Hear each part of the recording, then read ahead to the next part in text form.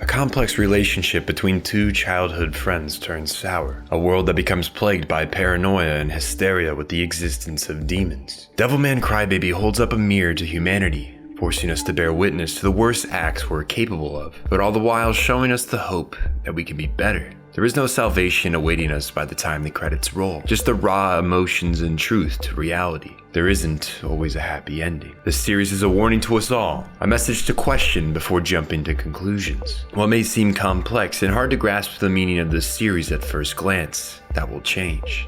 This is a clear timeline of events and deep psychological analysis of the characters and society. This is making sense of Devilman Crybaby.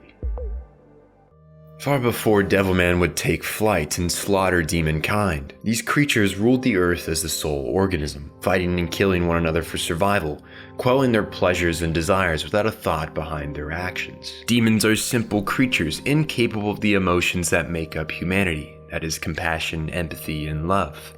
Or at least, that's what we believe for the time being. To earth came the angel Satan. Cast out from heaven, he found the company of demons more to his fancy. To him, they seemed to understand the futility of hope and empathy, taking their existence at face value, feeling no remorse for the ones who become their prey. But inevitably, God would not let Satan leave the kingdom of heaven and spread his wings upon this planet. The fallen angel had plans to unify the demons beneath his leadership and lead a war against the armies of heaven. For obvious reasons, God would not let this dream of Satan's come to fruition. He would smite the fallen angel alongside the demons of earth, casting them from existence. Satan was destroyed for an eternity, until once more returning, though lacking in the memories of his birthright as the one who would challenge God. Returning to this planet as a young boy, blonde hair, blue eyes, Satan would find shelter among a native tribe in the Amazonia area. Seeing the power of this child, the natives obviously revered him as a deity, casting sacrifices in his name. The boy would bless them with water and crop, but eventually a military excursion would leave this tribe killed, and the blonde boy fleeing the scene in a ball of blinding white light. Landing upon a rugged hill somewhere west, Satan received his first human name, Yo. After he meets the boy who shows him the compassion within humanity. Akira knows not of the child's descent, but as an emotionally perceptive person, he can sense a great sadness and darkness within the boy's soul. He becomes Ryo's only friend, crying for him in times of strife and sorrow, playing and caring for him and others. In a way only emotions can explain, Akira was able to touch Satan's heart, though Satan cannot begin to understand the passion to help others that Akira is capable of. His perspective is inherently alien to greater humanity as a godlike being. Even if he is unaware of his status, subconsciously, it leads him to analyze and give these creatures numerical values based off their importance or lack thereof. Seen through the pair's varying reactions to a dying stray cat, we can understand Akira as one who lives conscious of his emotions, giving them the priority they deserve. These feelings and our ability to comprehend and take action with them in mind is what makes us as humans so unique. But for Ryo, these emotions are seen as a waste of energy, a burden. They get in the way of the harsh truth that is logic. While Akira may attempt to save the dying cat, Ryo believes it's best to put it out of its misery. The kitten eventually dies just as Ryo had inferred, but Akira tells the boy he'll cry enough for the two of them, knowing Ryo will never show his emotions, believing he has none. But beneath that indifferent exterior, there is something he fails to recognize. Satan was not the first life form to return from the fury of God after an eternity. The demons too have made their way back to Earth, evolving in a way as to possess the hearts of humans, giving them once again a physical form outside of hell. Through the targeting of humans that lack a strong sense of self, willpower, or emotional depth, they can fully possess their bodies, the victims losing their former identity, becoming something else entirely. Those who fully succumb to this possession tend to let their worst impulses control them. Violence, addiction, societal pressure, overwhelming emotion. Whatever the reason, the weakness not in stature, but in mind, becomes the demon's easiest targets. Their endgame is to once more regain control over the earth and be led against the King of Heaven by their one true leader, the Prince of Darkness, Satan. The demon known as Psycho Jenny has once more found their liege, though she must slowly coax him down a path to regain his memories of his identity. Ryo says his goodbyes to Akira, going to study the origins of demonology under the guidance of Professor Fikira, the pair coming to an all too terrifying observation.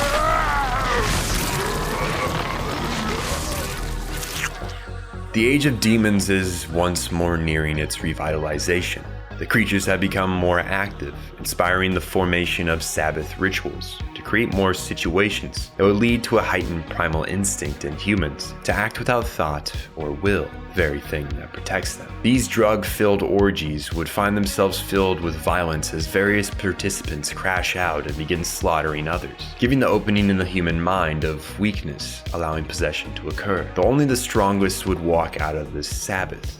Gore, carnage, ruin. That's the end result of the parties. A demon of great strength would be born from the bodies of many, such is the rule of the jungle, the law they live by. Only the strong survive. The Sabbath rituals, despite what rumors of violence may surround them, still remain enticing to the humans, likely due to the liberating feeling they provided to those who felt suffocated or cast out by society. Whatever the reasons for wanting an escape from structure, attendance continues, as does the possessions. Though every so often, not all goes to plan. When a demon attempts to possess one with a strong will, strong sense of self, strong emotional control, they do not win the battle for the body. Instead becoming a dormant being, the human given a demonic body but retaining their human heart.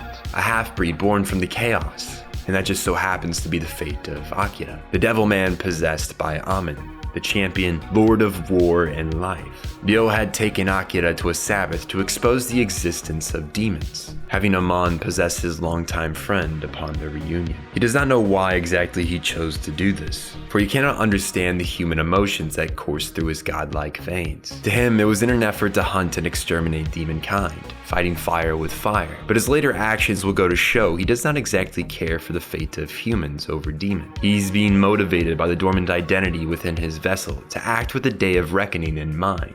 Regardless, Ryo has just created one of the strongest to walk among the earth, the original Devilman. Akira's life before wasn't all that normal to begin with. He lives with his mother's best friend and her family, due to his parents never being around for work. He's become extremely close to Miki, a track star prodigy with a large social media presence. Despite her status and ability, she remains a grounded person, kind to a fault, believing in the best in humanity, while also representing the best in humanity. No matter someone's background, she believes they can change and be better, including the sleazy photographer, who takes advantage of underage girls. Miki's misplaced hope in the man leaves an opening for him to take advantage of those near her. Her fellow trackmate Miko, a deeply vulnerable girl who struggles with being outshined by Miki, to the point others don't even call her by her real name, which is Miki, but instead refer to her as Miko. It may be a small detail, but it has a large impact on how she sees herself. Inferior. Maybe by taking the photography gig, she thought it would give her a sense of purpose or acknowledgement from others, but it only leaves her scarred and distraught. Akira isn't as gullible to the feigned ignorance the photographer presents. He keeps the man away from Miki, knowing his true intentions. Yet her insistence to leave a form of contact leaves risks that one day she may cave and be taken advantage of. Akira may be emotionally perceptive and feel empathy upon others' behalves, but he isn't someone that lets emotion overtake his instinct of danger. He is somewhere between Yo's harsh logic and Miki's empathetic purity. Despite his attempts to shoo off the photographer, the man isn't so easily shaken. To add to the laundry list of reasons to rid him of this world, he captures Akira killing a demon on one of his hunts with Ryo, prompting them on a cat and mouse game to track him down along with the video data. The lengths Ryo will go to hunt down this man begin to resemble the same hunts they take for demons. It's rather unsettling how little regard he has for human life, leaving a trail of destruction wherever he goes. First the mother of the photographer, then the photographer himself once they track him to his studio. While the man's acts of perversion and assault make his life of very little worth, his exploitation a real issue that plagues the entertainment industry. Predators using positions of influence to manipulate and harm the vulnerable, all the while seemingly operating in the background, unnoticed or simply ignored by larger society. His work is a comment on the monetization of the male gaze, dehumanizing women in the media, reducing them to their physical appearance and nothing more, which can lead some to carry this perception outside of media and into the real world. It gave this photographer this idea he was justified in assaulting Miko, that he's justified in capturing high school girls in provocative positions. It's a sickness of the mind that must be curbed.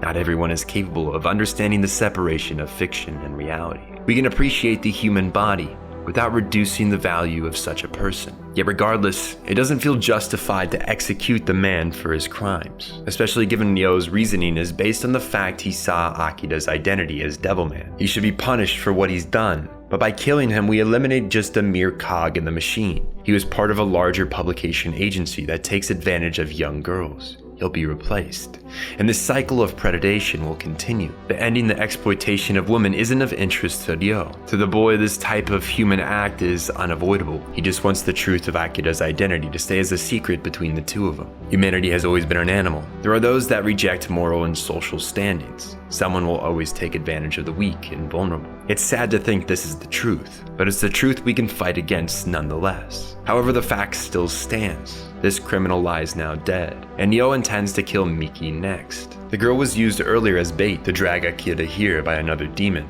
That demon now dead. Ryo believes that Miki saw Akira's identity as Devilman, therefore they must kill her. But his reasoning is met with rejection. Akira will not let him kill his friend. It's a feeling Ryo can't understand, as the only human connection he has to someone is Akira, and even that he fails to fully comprehend. He eventually backs down from his advances to shoot her, after Akira boldly claims he'll have to kill him first. Not wanting to lose his friend, Ryo has no choice. The loose thread of the videotape is closed, but yet another tragedy slithers its way into Akira's life. His mother had returned to warn him about his father, but the man had tracked her, and by the time Akira locates them, she's already merged with the other victims of the bus with his father, a demon now devoid of humanity. The voice of his mother still lingers as an echo of death, warning her son to not come near, to kill her along with his father, and this grotesque amalgamation they've become. It's the hardest test of his humanity yet. Will Akira be able to hold on to what makes him human, even after striking down his own parents? True humanity is tested in times of great stress like these. It's not just about emotion, but about making impossibly painful choices while maintaining that sense that life holds meaning. It's hypocritical at times, killing to spare, hurting to protect, hating to love. Our existence is not pretty. It's full of cruelty, hypocrisy, and more than all, unfair injustice. Good people often suffer the most. Their love and compassion is often crushed by fear and violence in a brutal, uncaring world, where love is often meaningless in the face of chaos. The innocents become victims for the demonic. Yet Akira does not reject compassion and love, despite being stabbed in the heart by loss. He holds it closer, clinging to the ones he still has, but that does not mean he isn't without grief. The pain of this loss leads him down a path of anger and rage for demonkind, seeking out targets alone to bring them an ounce of the pain he feels within. These beings, primal animals of vestige, urge, and desire in his eyes, feel no compassion or love. But it might just be that his perception is clouded. A pair of demons may change his point of view.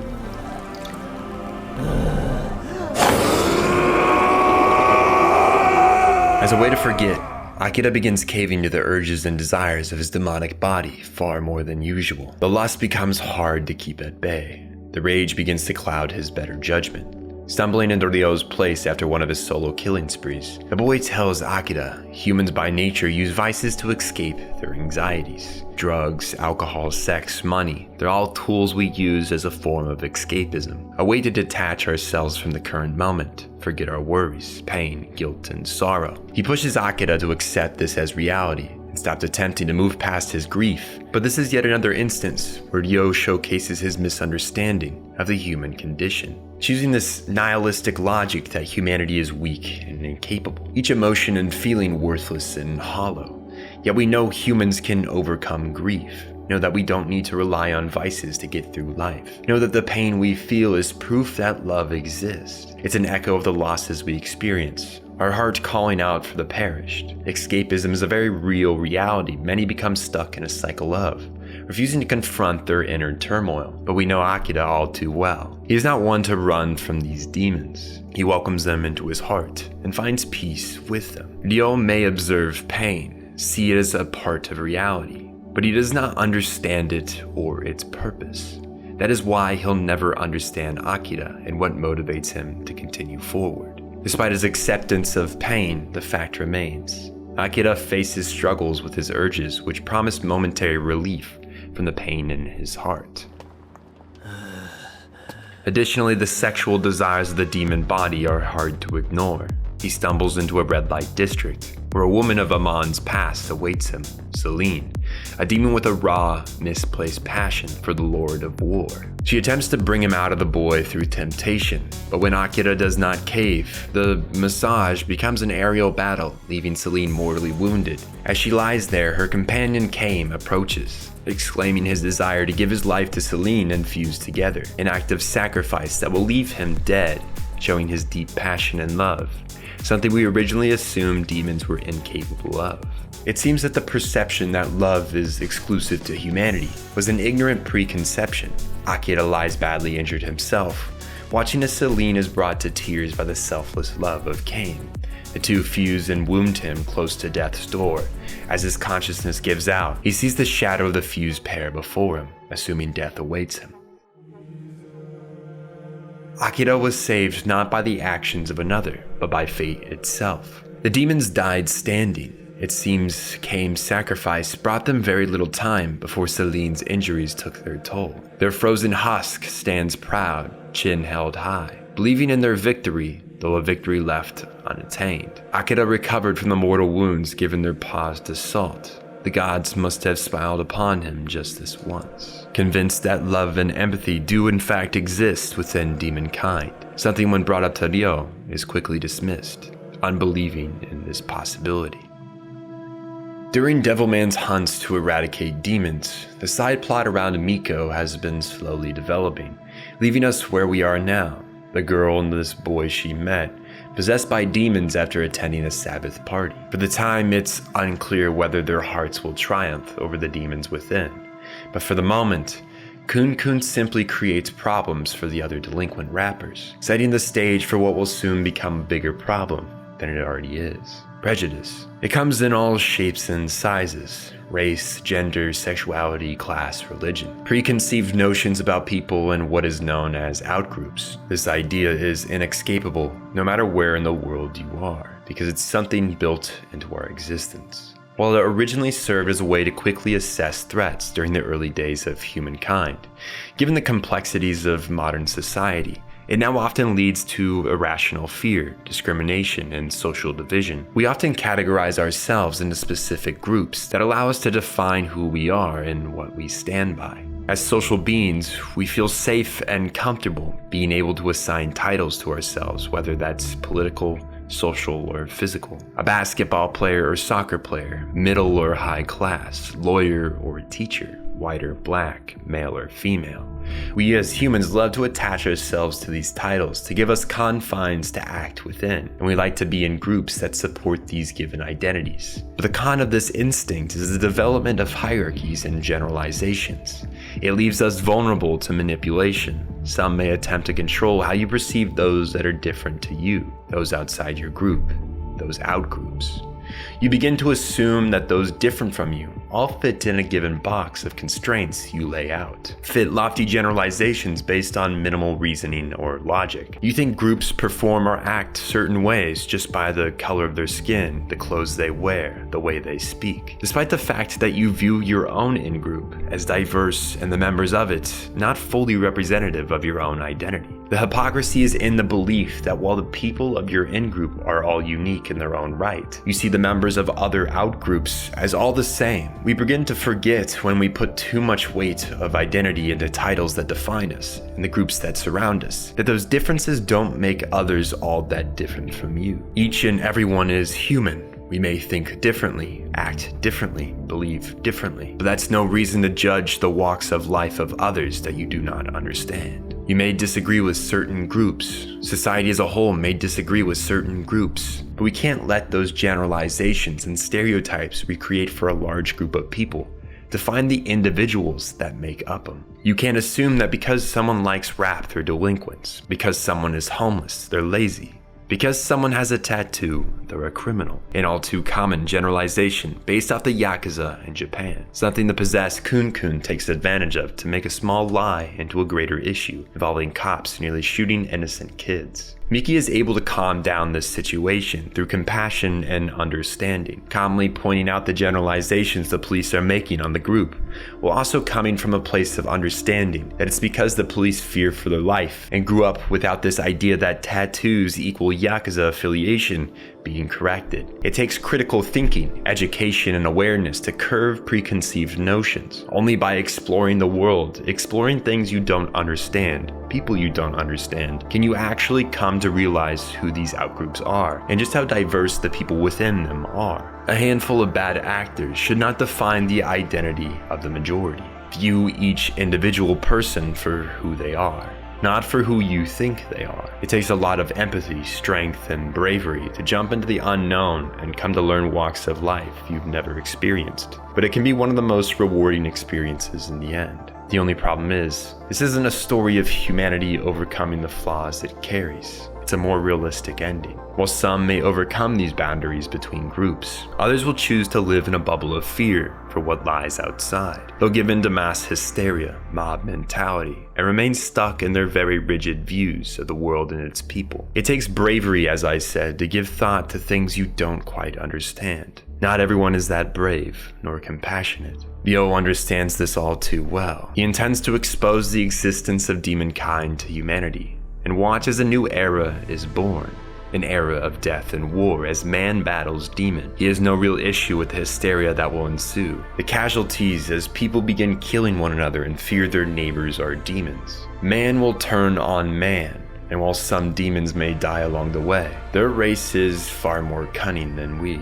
We're too quick to make decisions that carry stiff consequences. Too fast to give in to paranoia. They'll simply sit along the sidelines as humans kill humans on their behalf.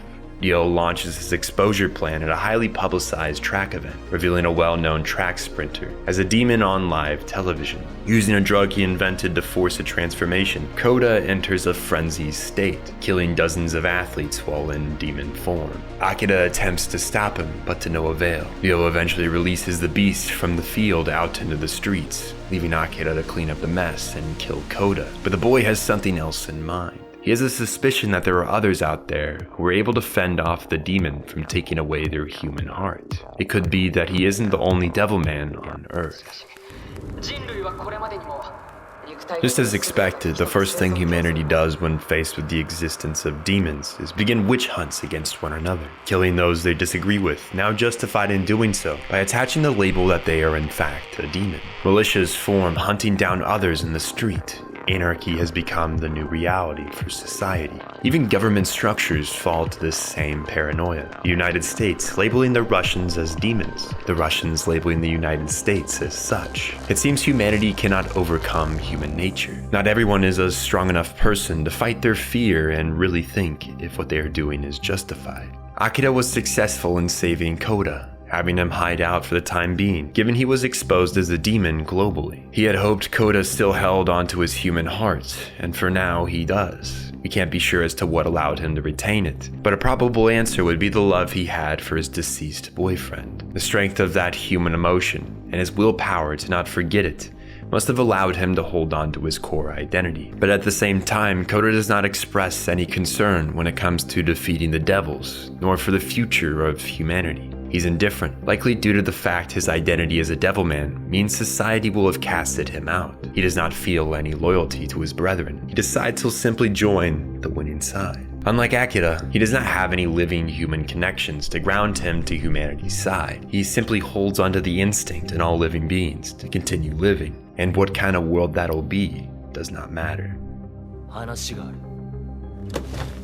It's clear to Akira he and Ryo see things differently. He's not quite sure if his friend has always been this way or if something in him snapped, but his severe disregard for human life sickens him. Ryo tries to spin the state and future of Earth into a despair-ridden analogy to push Akira to hide out while the world perishes, live in the ruins of it along his side once everything calms. But this actually has the opposite effect he had planned for. Akira begins speaking of uniting all Devilmen like him to defeat the demon threat and show the world that they are not all the same. A rather hopeful plan, but one we would expect from Akira. We can only hope humanity has it in them to see reason over hysteria. It's been clear since the Celine situation that what separates human and devil is very minimal, mostly physical traits. Devils may be more prone to urges and desires, but that's not to say humans cannot stoop to that level. Ryo seems rather put off by Akira's desire to save humanity from its own ugliness. He's forced to let Akira walk his own path, using the powers he forced him to obtain, which leaves him in a sense of confusion. Why did he make Akira a Devilman in the first place? There wasn't a clear reason for it. He didn't need him to prove the existence of demonkind, and it's not in Ryo's interest to have Akira unite and destroy demonkind. It was like something subconscious told him it was necessary,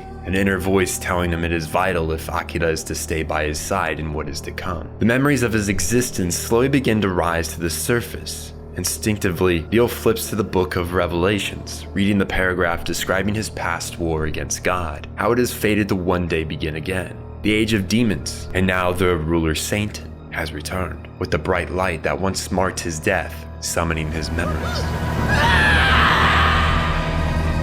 The light of God pierces the earth, striking the position of a US naval fleet taken over by demons who are mere seconds away from inciting nuclear war. It seems God's indifference to the fate of humans has its limits. He's decided to intervene slightly and assist in once more eradicating demonkind. But this may not be enough. As if giving humans an opportunity, he chooses to not intervene past this point, allowing their fate to be decided by their ability to love, believe, and not be overtaken by paranoia. It's a lot of faith he puts into humans to be able to overcome their innate desires to fear and kill what they don't understand. And it may just be this faith is misplaced. We see it as Kozo looks for his wife and Miki's little brother. The streets near deserted, only the unhinged maniacs and persecution groups roam about. The military kills all deemed threats, leaving Kozo having to move in the shadows to locate his family. By the time he finds them, it's all too late. Tado, already a demon consuming his mother, who must have given herself to the boy when he was struggling to hold back his urges for meat. She sacrificed herself for her son and died as a mother, and now his father must decide whether he will kill his son, now a demon, or spare the boy despite his new existence. It's an impossible decision with impossible choices. But Akira made a similar choice before with his mother and father, though this scenario rings out a hedge more difficult. A parent should never have to bury their child, let alone be the one to put the bullet in their head. Regardless of what he chooses, the mental burden of either choice is too much for Kozo. He tips back and forth on his decision as time runs out, and the military has located the threat, disposing of Kozo alongside Tado.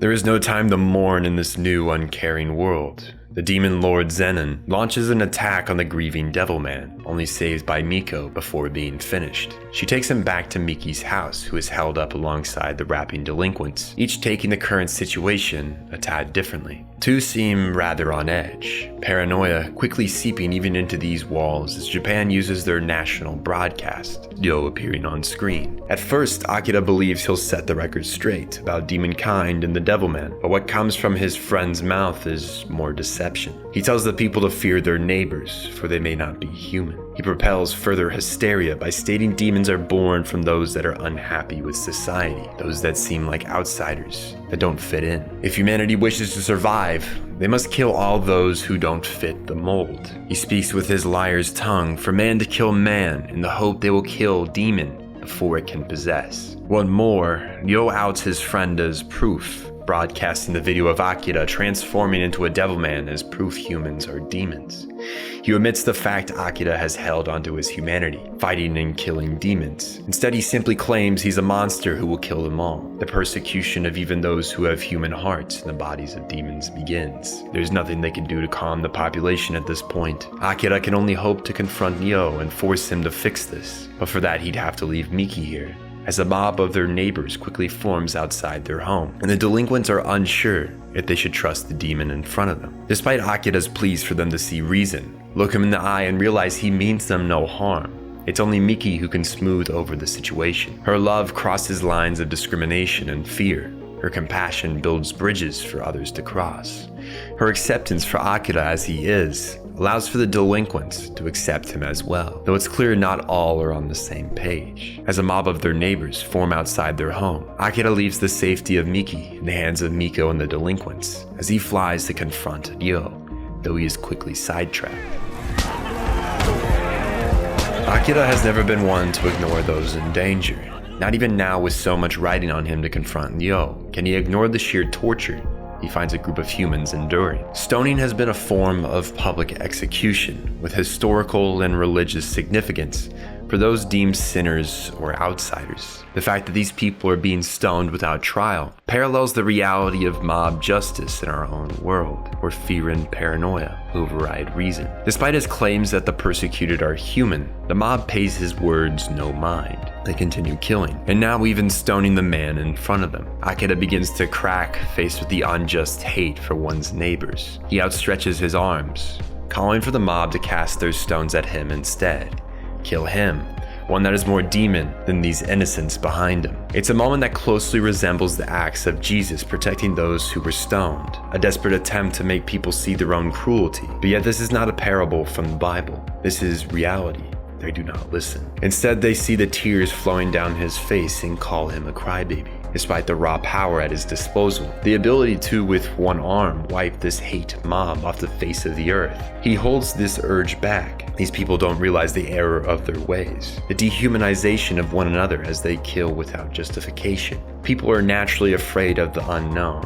Humanity often rejects salvation and embraces destruction. But there are those that will fight against the flow of the river, fight against the discrimination, the prejudice, the hate. In tandem with Akira's attempts to show humanity devilmen are not their enemies, Miki writes on her social, her beliefs, how she believes in Akira, and that devilmen are their friends, not enemies. She takes a stance that goes against the mob mentality. She fights with words and love against the violence and hate of others. While some accept and agree with her perspective, others double down on their fear for the unknown, still casting their hate out for the devilmen, and for Miki as well as a sympathizer. The same happens to the mob in front of Akira.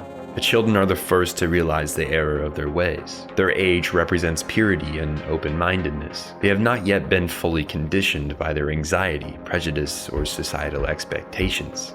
Hatred is something learned, while acceptance comes naturally when untainted by fear and social pressure. The children recognize Akira's good heart instinctively, whereas the adults, consumed by paranoia, are slow to change their perceptions. There's this age-old idea that adults are incapable of change. They're stuck in their ways. There's no point in trying to help them see the truth when they're wrong, because they won't listen. While there is some truth in this idea, it's not as if they're incapable of change. It just requires some self-awareness and effort from them. Sure, there are some that won't change, will continue to cast stones at the outgroups they do not understand. But there are those that will drop their weapons, that will seek to better understand, to become better, more loving and caring people. It's just a shame that it takes so long for a mob to change their perception. It may be too late for greater humanity, but most definitely is it too late for Miki. Her neighbors do not agree with her sentiment that devilmen are not monsters. Two of the delinquents hold the mob at bay, the group like zombies thirsting for blood and death. The other two delinquents have decided to betray even their longtime friends, stabbing their brothers, defacing their bodies. There is nothing human about this horde of savages. They lack any emotion or reasoning. They become the very monsters they claim to be hunting. As they corner Miki on the roof, they yell out more excuses to kill her on top of Devil's sympathizer. Their true character comes out as they call her a gaijin, a foreigner not welcome in their country based on the color of her eyes and hair, her race and ethnicity only half Japanese. Prejudice exists everywhere, and Japan has a history, like most, of failing to overcome it. The 1923 earthquake massacre, the Nanking Massacre, the xenophobia towards Southeast Asians, Koreans, Chinese, half Japanese. Just like every country on this earth, it seems no matter where we go, there's no escaping the fact there will be people who dislike you based on superficial bullshit. But Miki doesn't feel despair. She knows this is an inescapable part of humanity. There are people out there like Miko, like Akira, that accept and love her for who she is. As long as there are people by her side that care for her, she can move on even if thousands detest her. She'll stand by her beliefs, even if that means ultimately accepting what lies in wait for those who oppose the violent and bloodthirsty. Miki is killed by the very neighbors she lived by for 17 years. Her back carved open by a knife, her body paraded on pikes, butchered alongside those that stood with her. They refused to accept the persecution and murder of others. Having been wrapped up in a battle against Zenin, Akira came late to save Miki. By the time he arrives, all that stands is the burning husk of their home, and the dismembered body of Miki dancing before the flames. It's obvious now, more than ever before, that it isn't the race that makes one demon, it's their actions. Before him stands human filth, performing something beyond demonic, laughing as they dance around mutilated corpses. Akira comes to the understanding that the monsters are not always the ones with horns and fangs, but the humans who refuse to see the truth and choose to kill in fear instead of living in compassion. Humanity is no more than a race of living organisms. They are no more superior than inferior. Despite the intense conflict between humans and demons, the weight of life on both sides is portrayed as equal. The story challenges the idea that one side is inherently superior in conflict, showing that both demons and humans are capable of good and evil, love and suffering. Both groups are defined more by their choices than by their species. Demons, initially portrayed as mindless, destructive creatures, show that some are capable of love, loyalty, and sacrifice. The humans claim to be civilized and moral, but quickly descend into hatred, violence, and cruelty when faced with fear. Violence isn't unique to either group. It's a cycle that exists regardless of species. Being a demon does not make one evil, and being human does not make one good. Morality is determined by actions, not nature, as Akira has shown us. His fight isn't just against demons, but also against the darkness within humanity itself. He kills these monsters before him, and with nothing left for him in the human race, all those he loved and cherished killed by either demon or human, he confronts the one who's propelled this destruction further and further to the brink. Cradling the head of Miki, Akira rejects Ryo's offer to join him by his side and rule over the world as his partisan. He stands by the belief that he is human, not demon. Therefore, he will not join the man who is Satan in damning human life. Despite what he has seen, he knows they are capable of more than violence. Because Miki was capable of more, he will carry her love, her compassion, and her empathy in his heart, and he will not forget what she stood for. He tells Ryo he had come to deliver a declaration of war on behalf of all Devilmen. The next time they meet, it will be their last.